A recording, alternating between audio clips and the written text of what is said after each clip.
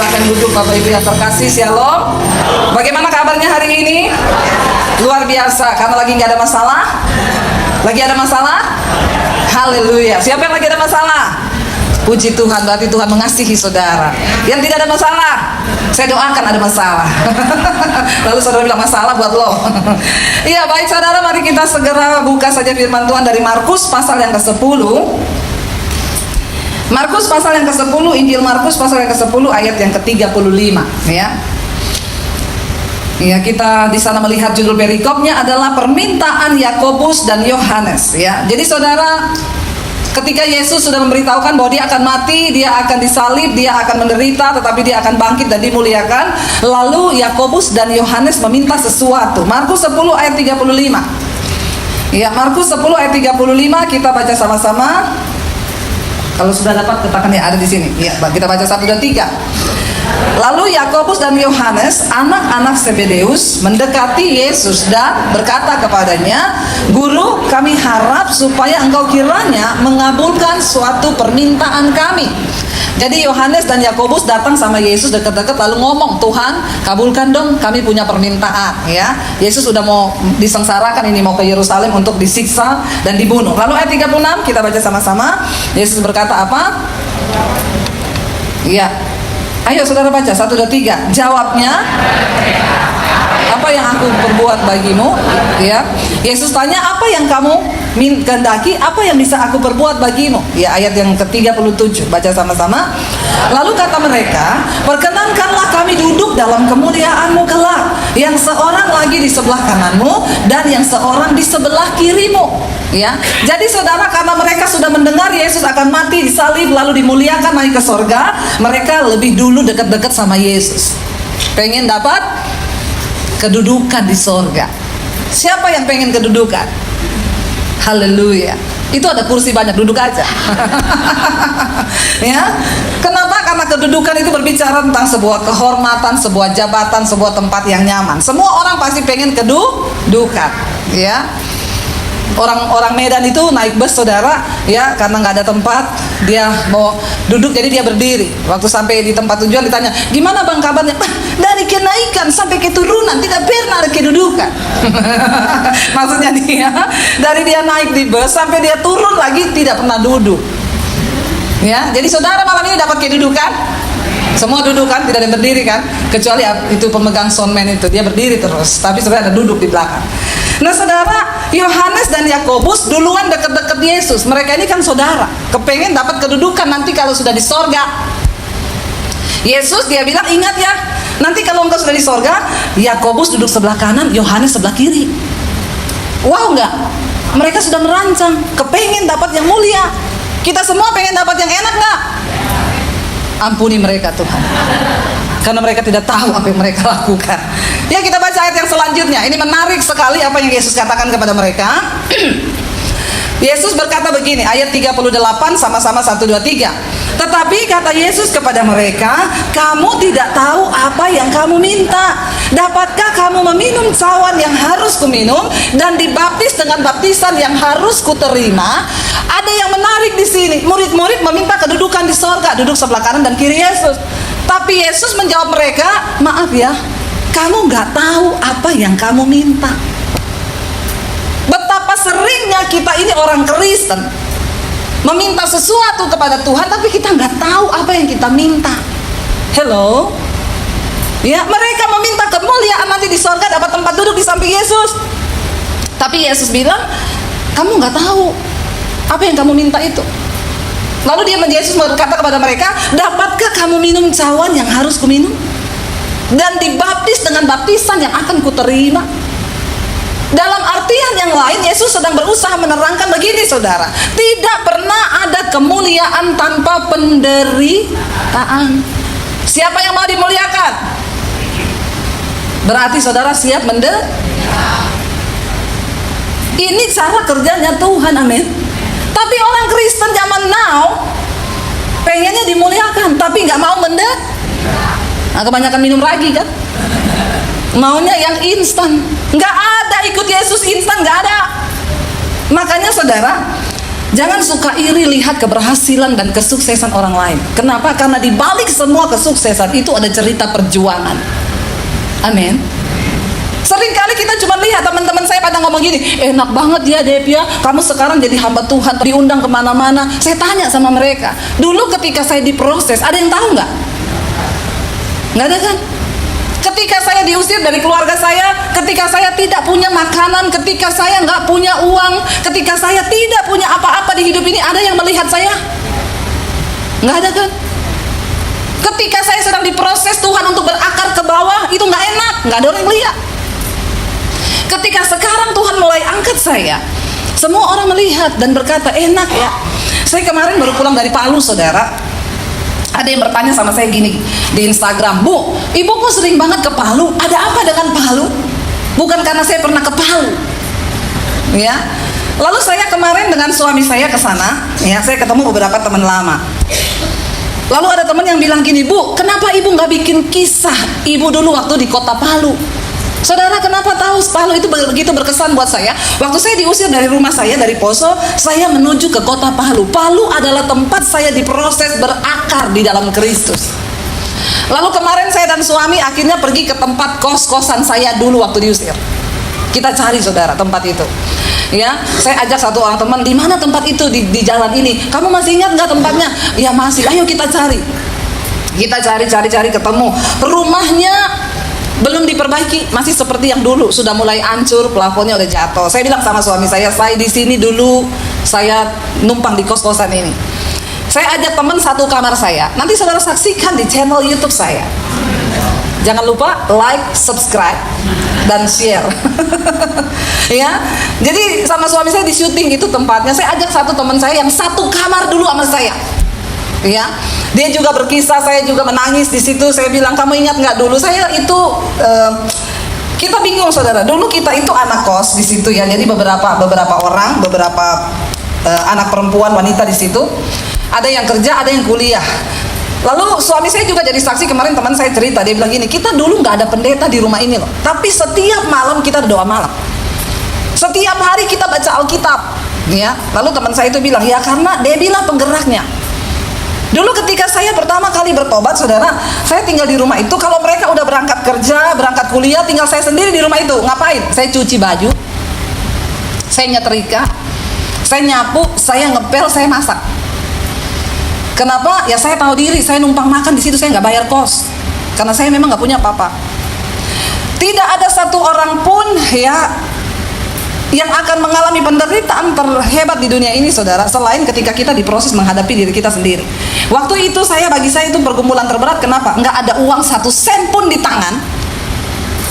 1 sen pun nggak ada uang di tangan. Yang kedua, tidak ada satu manusia pun yang bisa saya taruh dan sandarkan hidup saya kepada dia.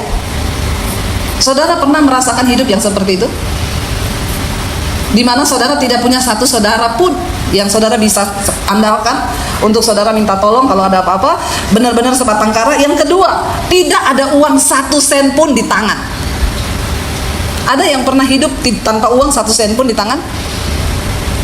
Berat nggak, saudara? Bahkan untuk melalui satu hari itu kita bisa makan, itu udah puji Tuhan, haleluya 12 kali. Teman saya kemarin cerita sama suami saya, Mas, kita dulu di sini sering puasa terpaksa. Saudara bisa tertawa hari ini, tapi waktu itu saya menangis. Kenapa? Nggak ada apa-apa untuk dimakan, dan kita nggak pernah bisa pergi ke siapa untuk minta beras atau apa.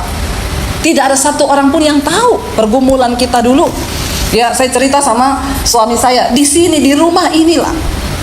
Kalau semua udah pergi kuliah, udah pergi kerja, saya yang tersisa di rumah situ ngapain? Saya nangis menjerit kepada Tuhan. Tuhan, apa yang sedang Tuhan lakukan dengan hidup saya? Kadang setan datang pulang ke keluargamu, ngapain kamu tinggal di sini jadi pembantu? Goblok. Jadi Kristen jadi pembantu, ngapain? Saya cuma ingat firman Tuhan berkata, aku telah dibeli dan hargaku lunas dibayar. Dan karena itu hidupku sekarang bukan milikku lagi, tapi milik Kristus. Firman Tuhan yang terus memberikan saya kekuatan untuk bertahan, dan tidak mudah, saudara. 1 tahun saya diproses. 1 tahun tanpa uang. Lalu saya ajak suami saya bilang gini, kita pergi ke Yayasan Hosana. Itu tempat saya dulu pelayanan sebagai pendoa syafaat. Nggak dikasih duit, nggak. Saya tunjukin tempatnya di sinilah. Setiap jam 12 siang saya jalan kaki ke tempat itu, lalu saya berdoa di sana. Kita berdoa buat bangsa, kita berdoa buat kota. Nggak ada yang suruh, nggak ada pendeta, ya. Makanya saya pikir-pikir zaman dulu kok, ya kita tuh di kos-kosan itu semua bikin persekutuan, nggak ada pendeta loh. Zaman sekarang kos-kosan banyak yang kumpul kebo, ya. Nggak tahu ini rohnya ini apa yang sedang terjadi. Ya, kita dulu tuh doa, saudara. Siang itu saya datang ke persekutuan itu jam 12, doa sampai jam, lumayan kan puasa kan. Jadi kalau doa, ya habis nyuci baju, nyuci ini, nyuci itu, nggak terasa udah jam 12 pergi doa kan. Nanti kan kalau udah doa di situ nggak terasa sampai selesai jam 3, jam 4. Habis itu udah bisa buka lah. Ya, di situ adalah kalau cuma teh atau kue-kue. Ya, lumayan saudara. Ya, nggak terasa satu hari berlalu tanpa makan pagi, tanpa makan siang. Besok ada kesusahannya sendiri. Tapi saya melihat di dalam hari-hari itu sukacita tuh, nggak ada ketakutan, nggak ada pikiran apa-apa. Sekarang itu orang hidup kok ketakutan ya saudara. Ya, bahkan uangnya aja masih, yang saya pernah cerita dulu, ada orang kaya, Bu Devi doakan kami Bu, ini keadaan ekonomi begini, uang kami terus menurun Bu, di rekening hampir, ya kita sudah putus asa. Saya ketemu sama mereka, emang bapak sama ibu bener-bener udah nggak ada uang ya? Istrinya nyaut, ya kalau dihitung-hitung sih berapa ya Pak? Ya kalau sama yang di Singapura masih ada 20 eman lah Bu. Saya gampar juga ya. Saya bilang berapa Pak? Bu berapa? Ya masih ada sekitar 20 miliar. Itu udah ketakutan, udah cekot-cekot, udah mau mati loh. Tadinya udah mau saya pinjemin 500.000 loh. Karena saya pikir kasihan kan, udah gak ada duit nih kan, mau saya pinjemin nih 500.000. Ternyata waktu saya tanya masih ada 20 M. Kenapa udah ketakutan? Soalnya dulu kan 20 M itu bertambah terus Bu. Sekarang gak ada pemasukan, malah mulai keambil nih yang 20 M. Makanya saudara ya, orang itu kalau tidak siap kaya jangan minta kaya. Amin. Amin saudara. Karena untuk bisa jadi kaya itu juga anugerah. Kenapa? Kalau kamu kaya terus nggak berbahagia jadi ketakutan, kan mending nggak usah kaya. Bener nggak? Saya kalau ingat-ingat dulu, saya bilang sama suami saya dulu, saya tinggal di kos-kosan itu nggak ada uang 1 sen pun, tapi nggak ada takut. Ke gereja, yuk hari Minggu yuk pelayanan jadi singers, yuk ke gereja yuk naik apa, nggak ada duit, jalan kaki, yuk jalan kaki loh, sekitar 3-4 kilo jalan kaki. Karena singers pakai sepatu tinggi kan, ada haknya, ditenteng sepatunya. Loh bener saudara. Kemarin saya melewati jalan-jalan itu di kota Palu, saya tunjukin sama suami saya, ya ini tempat kami dulu, tempat penderitaan di mana Tuhan membentuk saya, dan tidak ada seorang pun yang melihat, nggak ada seorang pun yang tahu. Saya bilang sama suami saya, termasuk kamu nggak tahu. Coba kalau kamu sudah tahu hari itu, kamu kirimin saya uang. Ya, tapi kan dia belum tahu saudara. Jadi kalau hari ini orang melihat, ya Tuhan saya pengen, Tuhan bikin dong saya seperti dia, mau nggak jalani apa yang saya pernah jalani? Amin. Makanya Yesus bilang kepada Yohanes dan Yakobus, kamu nggak tahu apa yang kamu minta. Karena dengar Yesus bilang dia mau mati tapi dia akan dimuliakan naik ke sorga, boro-boro mereka langsung ngomong, mau dong Tuhan duduk di sebelah kanan dan kirimu di sorga, mau dong. Tuhan bilang nggak ngerti kamu. Makanya saudara, kenapa mereka meminta itu? Yang pertama, karena mereka tidak tahu tujuan mereka ikut Yesus itu apa. Orang Kristen yang tidak mengerti tujuannya ikut Yesus itu apa, bahaya. Doanya doa yang ambisi, doa yang sesuai dengan keinginannya, ya, doa yang mendesak Tuhan. Ya sekarang ini saudara hati-hati, banyak pengajaran yang mengajarkan hal-hal yang palsu. Ya ada seorang pendeta berkata, saudara kalau engkau sungguh-sungguh ikut Yesus maka hidupmu itu harusnya bahagia. Kalau engkau punya banyak masalah berarti engkau diganggu setan. Ya saudara, Rasul Paulus, kalau saudara baca semua tokoh di Alkitab, yang dicatat di dalam Alkitab hanya penderitaan dan persoalan. Mulai dari siapa? Dari Adam, Hawa, Kain, Habel, itu semua udah masalah. Sampai kepada siapa saudara di Alkitab? Sebut siapa yang Tuhan pakai? Abraham. Ketika akan diberi anak perjanjian, kenapa nggak Tuhan bilang ini, Abraham tenang, besok tak kasih anak itu, besok tunggu aja, tidur malam besok hamil. Kan enak kan? Tuhan menjanjikan seorang anak buat Abraham tanpa batasan waktu. Dan celakanya lagi, Sarah sudah menopause. Bener gak?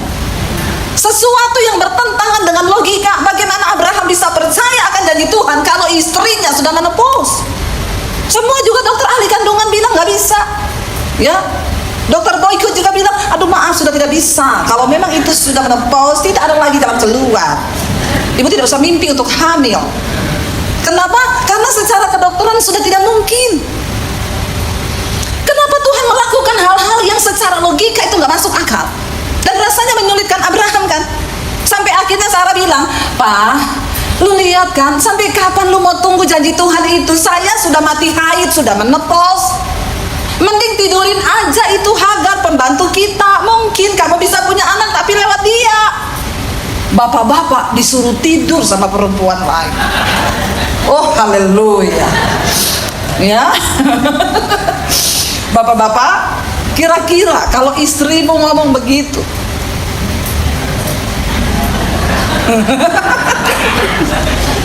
ya, bagaimana reaksi bapak-bapak? Ya, tiba-tiba nih ya, udah tunggu lama, udah tunggu. Kalau zaman sekarang nggak usah tunggu disuruh, diam-diam masuk ke kamar pembantu. Ya, tapi bukan bapak-bapak di sini. Hanya Tuhan yang tahu. Zaman sekarang nggak usah disuruh, masuk sendiri tuh bapak.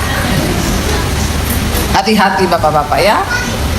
Ada seorang ibu telepon sama saya, "Bu Debbie, saya salah satu pendengar setia khotbah ibu di YouTube. Saya mau cerita Bu, kenapa suami saya satu kali tidur malam, saya bangun jam 3 pagi dia nggak ada di tempat tidur Bu. Lalu memang itu Tuhan yang bangunin saya Bu. Makanya saya itu lihat hari-hari ini suami saya itu berubah. Terus saya bangun jam 3 pagi dia nggak ada. Saya curiga Bu, saya bangun, saya buka pintu kamar, saya turun ke bawah. Ibu, betapa kagetnya saya. Kenapa? Dia keluar dari kamar inap." Ya. Dan ibu sudah tahu, sudah jelas apa itu artinya Bu. Tidak usah dicerita lebih panjang, saya sudah bisa mengerti. Lalu inapnya saya usir dari rumah. Ya. Tapi akhirnya suami saya meminta untuk menceraikan saya.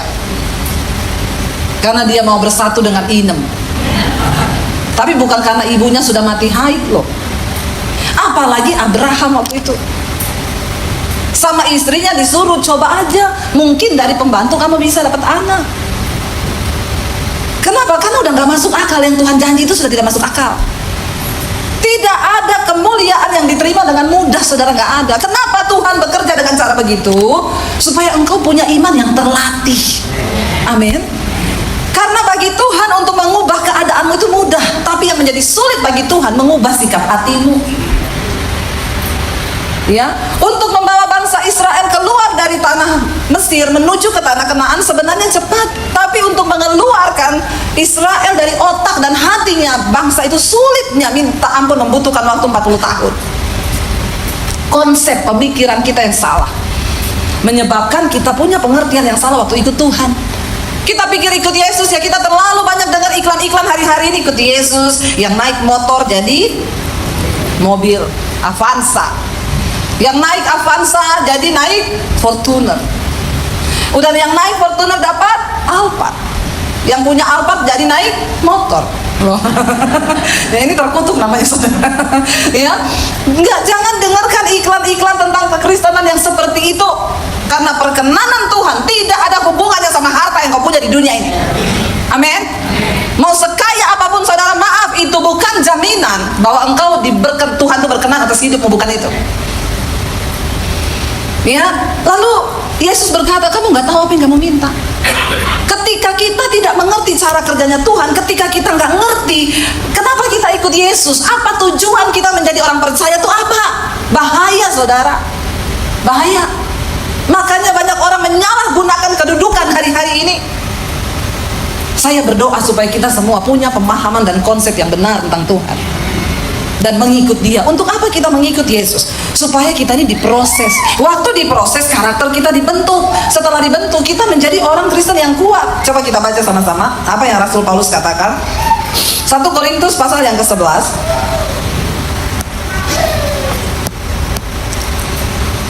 2 Korintus 11, maaf, mulai ayat 23. 2 Korintus pasal yang ke-11 mulai ayat yang ke-23. Rasul Paulus sedang menyatakan di sana bahwa hari-hari ini banyak orang-orang yang datang mengaku bahwa mereka adalah rasul, tetapi sesungguhnya mereka rasul-rasul palsu yang mengajarkan pengajaran yang palsu, ya. Rasul Paulus bilang mereka hidup dengan kedagingan, dengan keduniawian. Lalu dia berkata begini, 2 Korintus pasal yang ke-11 ayat yang ke-23. Kita baca sama-sama dulu, ya. Kita baca sama-sama ayat 23, 1, 2, 3. Apakah mereka pelayan Kristus? Aku berkata seperti orang gila, aku lebih lagi. Aku lebih banyak berjerih lelah, lebih sering di dalam penjara, didera, kerap kali dalam bahaya maut. Ayat berikutnya berkata, 5 kali aku disesat orang Yahudi, setiap kali 40 kurang 1. Ayat yang berikutnya kita baca, 3 kali aku didera, 1 kali aku dilempari dengan batu, 3 kali mengalami karam kapal, sehari semalam aku terkatung-katung di tengah laut. Ya, yang selanjutnya ayat berikutnya, dalam perjalananku aku sering diancam bahaya banjir dan bahaya penyamun, bahaya dari pihak orang-orang Yahudi dan dari pihak orang-orang bukan Yahudi, bahaya di kota, bahaya di padang gurun, bahaya di tengah laut, dan bahaya dari pihak saudara-saudara palsu. Berikutnya, aku banyak berjerih lelah dan bekerja, kerap kali aku tidak tidur, aku lapar dan dahaga, kerap kali aku berpuasa, kedinginan dan tanpa pakaian. Berikutnya, dan dengan tidak menyebut banyak hal lain lagi, urusanku sehari-hari yaitu untuk memelihara semua jemaat-jemaat. Yang selanjutnya, jika ada orang merasa lemah, tidakkah aku turut merasa lemah? Jika ada orang yang tersandung, tidakkah hatiku hancur oleh duka cita? Berikutnya, jika aku harus bermegah, maka aku akan bermegah atas kelemahanku. Berikutnya, Allah, yaitu Bapa dari Yesus Tuhan kita yang terpuji selama-lamanya, tahu bahwa aku tidak berdusta. Masih ada ayat yang selanjutnya. Di Damsik, wali negeri Raja Aretas menyuruh pengawal kota orang-orang Damsik untuk menangkap aku. Terakhir, tetapi dalam sebuah keranjang aku diturunkan dari sebuah tingkap keluar tembok kota, dan demikian aku terluput dari tangannya. Saudara, saya mau tanya, kalau saudara dibentangkan ayat-ayat tadi dan disuruh ikut Yesus, mau nggak? Jadi kalau hari ini ada orang berkata ikut Yesus itu enak, ikut Yesus itu seneng, ikut Yesus itu bahagia, ikut Yesus itu kita tidak ada masalah, yang rumah 1 jadi 3, yang mobil 5 jadi 10, maaf, Anda sedang tersesat. Ikut Yesus bicara tentang bayar harga. Amin. Ikut Yesus itu kedagingan kita sedang dihancurkan, saudara. Ada pemahaman, ada prinsip yang berbeda yang harus kita dapat dari Tuhan. Ikut Yesus itu bukannya enak bagi daging, tidak enak buat daging kita. Kenapa? Karena ada kemuliaan besar yang akan engkau terima yang jauh melampaui penderitaanmu hari-hari ini. Kita sedang berjuang untuk memperoleh sesuatu. Saudara, mengikut Yesus itu diperumpamakan, Yesus bilang begini, perumpamaan tentang kerajaan Allah. Seorang yang menemukan kerajaan Allah itu dia seumpama seorang yang sedang berjalan-jalan di ladang. Lalu dia gali ladang itu, lalu dia temukan harta terpendam di dalam ladang itu. Lalu Alkitab berkata dia pulang, dia tanam kembali itu harta. Dia tahu masih banyak harta yang luar biasa di dalamnya. Dia pulang, dia jual rumahnya, dia jual semua milik kepunyaannya, lalu dia balik ke ladang itu, dia beli ladang kosong itu. Dan orang lain yang melihat apa yang dia lakukan berkata begini, gila. Apa yang kamu lakukan? Kenapa kamu jual rumah, kamu jual semua yang kamu punya cuma untuk beli ladang itu yang tidak ada gunanya? Orang tidak tahu dan tidak mengerti, di dalam situ ada satu harta karun yang luar biasa, nilai yang tidak ternilai. Saudara, mengikut Yesus, memperoleh kerajaan Allah itu seperti itu. Ya, dulu orang bertanya, kenapa kamu rela tinggalin semuanya, keluargamu? Karena saya tahu memperoleh Kristus itu memperoleh segala-galanya. Makanya waktu ada orang kaya yang datang kepada Yesus, dia bertanya apa? Tuhan, apa yang harus aku lakukan supaya aku masuk surga? Yesus bilang, lakukan 10 perintah Allah. Jangan membunuh, jangan berzinah, jangan sumpah palsu, jangan ini, jangan itu. Dia bilang, saya sudah lakukan semuanya. Apalagi? Yesus bilang begini, oke? Karena kamu orang kaya, pulang, jual semua milikmu, bagikan kepada orang miskin, lalu ikut aku.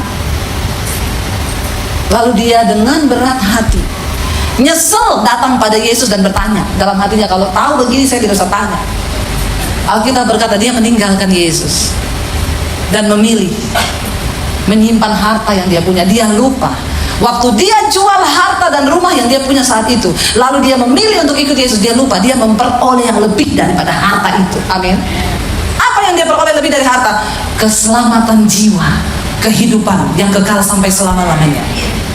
Saudara, semua kita harus mengalami ujian dan pencobaan di dunia ini. Ya, orang telepon saya, Bu Debbie, ya, saya ada masalah Bu. Sepanjang saya di jalan tadi dari sini, saudara, terima telepon dari rumah. Jadi setiap hari, Bu Debbie, saya bisa telepon jam berapa? Setengah jam lagi ya. Itu karena saya ada di mobil. Nanti satu lagi, Bu, jam berapa? 1 jam lagi. Jadi itu berdering terus mati terus, berdering terus mati terus. Jadi saya itu, saudara, setiap hari menerima ratusan konseling. Gara-gara di YouTube itu saya kasih nomor HP. Ada yang tanya, Ibu nomor HP-nya berapa? Saya kasih. Lalu ada satu orang masuk gini, saya nggak percaya kalau ini Bu Debbie. Ini saya, nggak mungkin.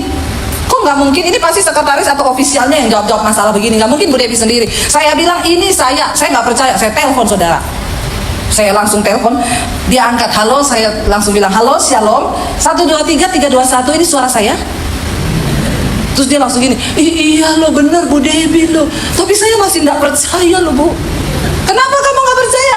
Mana ada hari gini pendeta ngasih nomor HP, biasanya ngasih nomor rekening. Saya bilang kalau diminta juga saya kasih nomor rekening. Anda kan nggak minta. Nggak apa-apa saudara. Itu di rumah itu saya kalau mau tidur malam, itu saya balesin tuh WA yang masuk. Ya ratusan itu WA itu masuk saudara. Persoalannya beragam. Sampai kadang kalau mau malam suami saya gini, saya nggak gubris dia saudara. Saya baca HP. Saya itu tunggu dulu, saya lagi jawab masalah ini loh. Orang bermasalah semua ini, tunggu sabar. Saya lagi jawab, tiba-tiba ada WA masuk, ting, dari dia saudara. Shalom Bu Debbie. Suami saya nih, itu saya bilang, shalom Pak. Ada apa ya? Saya mau konseling Bu. Saya tanya masalah apa Pak? Istri saya cuekin saya Bu. Saya balas, mungkin Bapak belum kasih duit kali sama istrinya. Tolong dikasih dulu. Ya menjadi hamba Tuhan harus ada yang dikorbankan kan. Saudara pikir enak kalau Tuhan gak kasih anugerah, itu tampung orang punya masalah setiap hari. Saya jadi tempat sampah. Tapi karena saya punya Tuhan dan saya tahu untuk inilah saya dipanggil. Saya cerita sama suami saya kemarin waktu di Palu, saya di kamar ini, di tempat kos ini, saya dulu dapat penglihatan. Ketika saya berdoa, Tuhan mau bawa saya ini kemana? Saya dapat penglihatan. Saya berdiri di atas satu panggung. Di bawah itu ribuan orang sedang menangis. Lalu Tuhan bilang, kamu akan pergi kepada mereka. Karena ada begitu banyak orang yang membutuhkan kasih-Ku. Dan kamu harus pergi kepada mereka. Waktu selesai doa, buka mata, yang saya lihat pakaian kotor. Benar saudara. Ya, saya tidak lihat jiwa-jiwa, yang saya lihat pakaian kotor. Tapi hari ini, saya mau bersaksi kepada saudara, saya melihat itu digenapi Tuhan. Mengikut Kristus itu bayar harga. Setiap hari saya menyadari panggilan saya. Kalau bukan Tuhan yang kasih anugerah ini kepada saya untuk terima konseling orang, mungkin saya hidung saya udah pindah di sini kali saudara. Lalu tadi pagi ada yang dengan santai bertanya, Bu, mau tanya dong, Ibu Debbie itu nggak ada masalah ya? Saya bilang gini, maaf ya Bu, kalau saya nggak ada masalah saya udah mati. Benar nggak saudara? Cuma orang mati yang tidak ada masalah. Yang namanya orang hidup pasti ada. Karena hidup ini adalah rangkaian dari jadi masalah buat lo. Lo bener gak saudara? Jadi kalau ada yang telepon saya, Bu, saya punya masalah Bu di hidup ini, saya nggak tahu kenapa masalah terus. Saya bilang, iya, selamat, berarti Anda masih hidup. Kalau sudah tidak ada masalah itu sudah mati. Ya, lihat kanan kirimu, kamu ada masalah ya? Selamat, kamu masih hidup. Amin. Hadapi setiap masalahmu. Ada yang telepon saya gini, Bu Debbie, saya tuh kepahitan sama ipar saya, sama mertua saya. Kenapa? Ibu, saya sudah berusaha hidup benar, saya terus disalahkan Bu. Saya sudah berusaha berbuat baik, saya terus disalahkan. Saya bilang, selamat Bu, Anda sedang beribadah. Amin. Karena Alkitab berkata, setiap orang yang mau hidup beribadah kepada Kristus Yesus pasti menderita aniaya.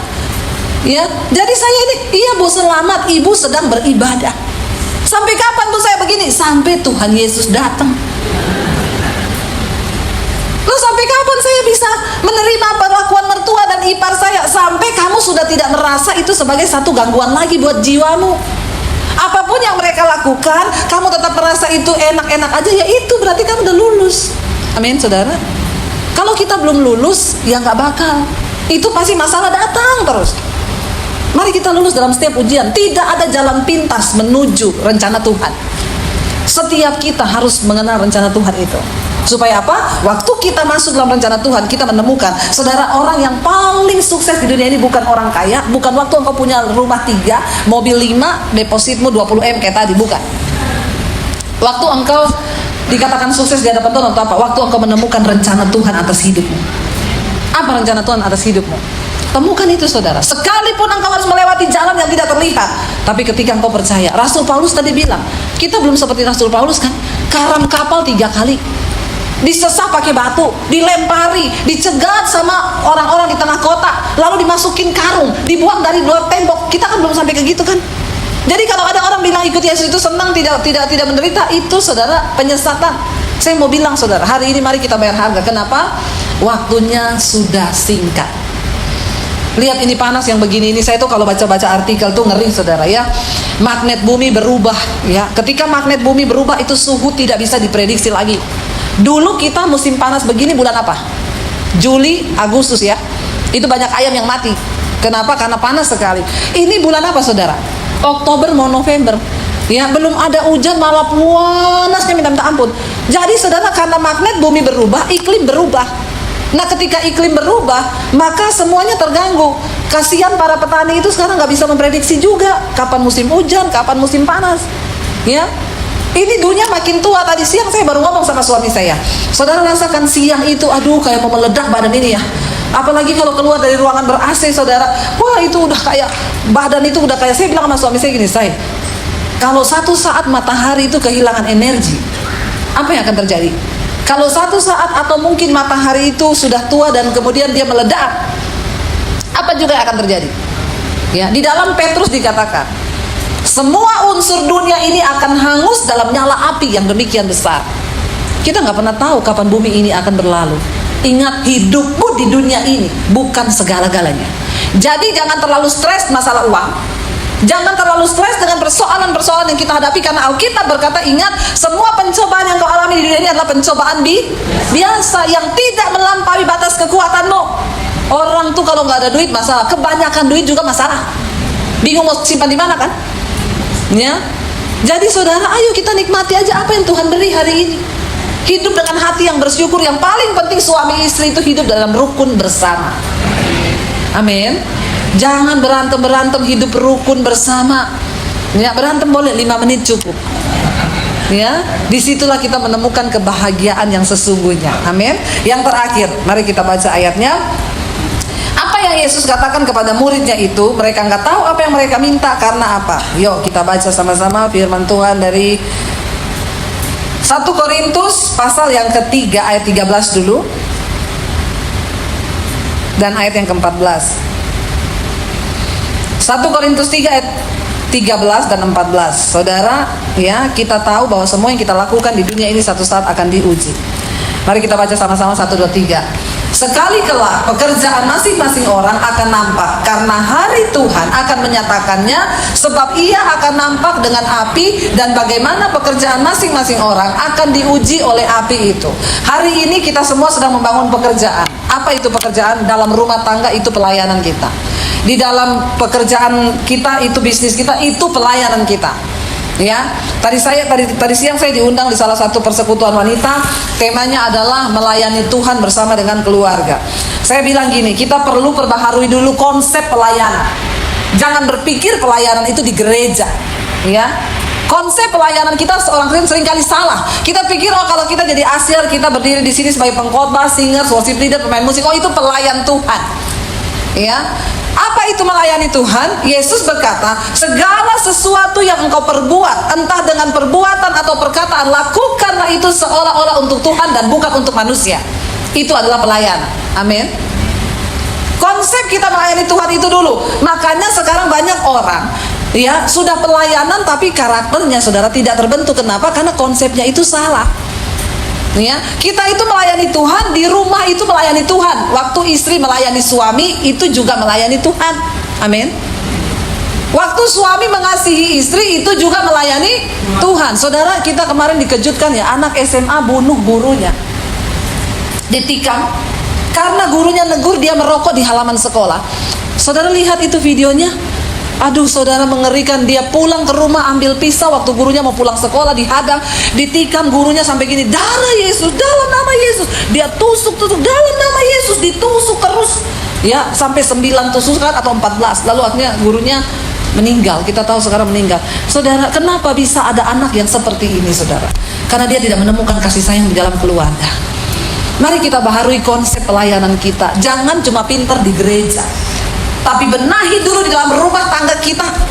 Kenapa ada anak-anak yang begitu liar, saudara, seperti ini? Saya yakin itu di rumah anak ini tiap hari dengar kata-kata yang anarkis tuh dari orang tuanya. Dia pasti tiap hari lihat orang tuanya berantem, ya, atau dia dikata-katain sama mamanya, dasar anak durhaka, anak ini. Dia simpan itu, dia tinggal tunggu cari sasaran. Siapapun yang menyinggung dia, itu meledak emosinya. Kalau nonton videonya saya nggak tega loh. Itu gurunya sambil menangis teriak, dalam nama Yesus, dalam nama Yesus. Ditikam, saudara, sampai berulang-ulang kali. Ya, dan akhirnya gurunya meninggal. Umurnya baru 43 tahun gurunya. Anak ini kelas 2, saudara. Coba saudara lihat apa yang terjadi. Begitu mudahnya sekarang orang, kenapa? Karena banyaknya tekanan, lalu orang tidak diarahkan kepada Tuhan. Karena kurangnya orang tua menjadi teladan di tengah rumah tangga. Bapak Ibu yang terkasih, mari ajar anak-anakmu untuk takut akan Tuhan. Ajari mereka firman Tuhan. Kita harus menjadi sahabat buat anak-anak kita, ya, supaya anak-anak kita itu jangan masih SMP sudah pacaran. Kenapa? Karena mereka nggak temukan kasih sayang dalam rumah tangga. Saya berdoa buat setiap kita di sini, mari kita memulai dari dalam diri kita sendiri, mengenal kenapa hari-hari ini pekerjaan setiap kita akan diuji, dan api itu yang akan mengujinya. Oke, ayat yang terakhir, benar-benar terakhir. Kita buka bersama di dalam Markus, Injil Markus pasal yang ke-10, lanjutannya tadi ayat 43 sampai ayat 45. Markus 10 ayat 43-45, saya undang Imam Musim untuk maju ke depan. Markus 10 ayat 43 sampai 45, 1, 2, 3. Karena itu Tuhan Yesus berkata apa? Barang siapa, benar ya? Markus 10 ayat 43 sampai 45. Baca sama-sama. Iya. Tidaklah demikian di antara kamu, ya. Barang siapa ingin menjadi terbesar di antara kamu, hendaklah ia menjadi pelayanmu. Ya, Yesus berkata, maaf Yakobus dan Yohanes, engkau salah meminta. Nih, tidaklah demikian di antara kamu. Barang siapa ingin menjadi besar di antara kamu, hendaklah ia menjadi pelayanmu. Ya, Yesus berkata, kalau kamu ingin yang menjadi terbesar, dan dia bilang apa? Dan barang siapa ingin menjadi yang terkemuka di antara kamu, hendaklah ia menjadi hamba. Ini loh arti menerima kemuliaan dalam Kristus. Karena kemuliaan yang Tuhan berikan berbeda dengan yang dunia berikan. Kalau orang dimuliakan berpikir dia disanjung, dia ditinggikan, maka Tuhan bilang enggak, bukan itu. Kalau engkau mau dimuliakan, engkau harus direndahkan. Dan orang-orang yang direndahkan, Yesus berkata apa? Iya, bukan aku yang berhak memberikan tempat duduk itu kepadamu, tapi Bapakku. Dan tempat itu disediakan bagi mereka yang layak untuk menerima tempat itu. Siapa yang menentukan? Diri kita. Waktu engkau mau diproses, waktu engkau mau direndahkan, waktu engkau mau berkata, Tuhan, saya mau, Tuhan. Apapun penderitaan yang saya hadapi sekarang, saya tahu membawa saya kepada kemuliaan. Sampai akhir kami menutup mata kami. Kami mau tetap setia, Tuhan. Mari kita bangkit berdiri bersama.